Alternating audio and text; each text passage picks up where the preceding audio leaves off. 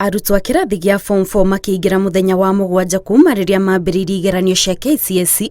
Mũrũgamĩrĩri wa rũhonge rwa gũthondeka mĩtaratara ya gĩthomo Professor Charles Ogondo niwe ũtongoretie mĩhang'o ya kũhingũra na gũthũrima maratathi ma igeranio ma kaunti ya Machakos. I want to report that I have found very good organization in the Machakos sub-county itself. The officers were here in good time in terms of field officers, security officials, the national government, representatives. So I'm very impressed. In 15 minutes, the papers had been distributed. All the principals took their papers. Ogondo augĩte gũkinyĩria rĩu gũtirĩ riboti ya ũici wa igeranio yamũkĩrĩtwo, kũrĩa oho ongereire atĩ kaunti-inĩ ya Machakos arutwo othe arĩa meyandĩkithĩtie nĩ maraikarĩra igeranio ciao. We are happy with the way the examinations have run. We have not got any extreme cases reported.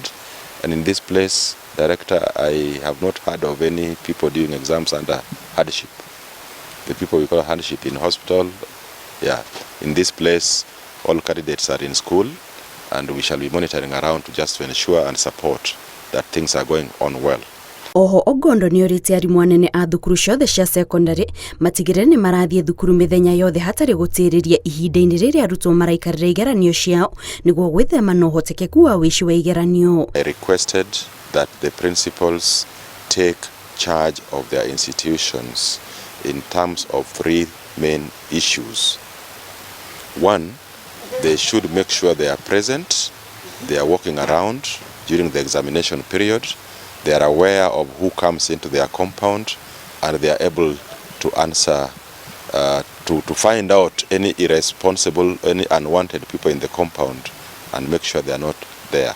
Na warũgamĩrĩri a igeranio ici nĩ morĩtio metheme na kũmenyerana na arutwo a thukuru iria mararũgamĩrĩra nĩguo mahote kũruta wĩra wao na njĩra ĩrĩa yagĩrĩire hatarĩ na kĩmenyano.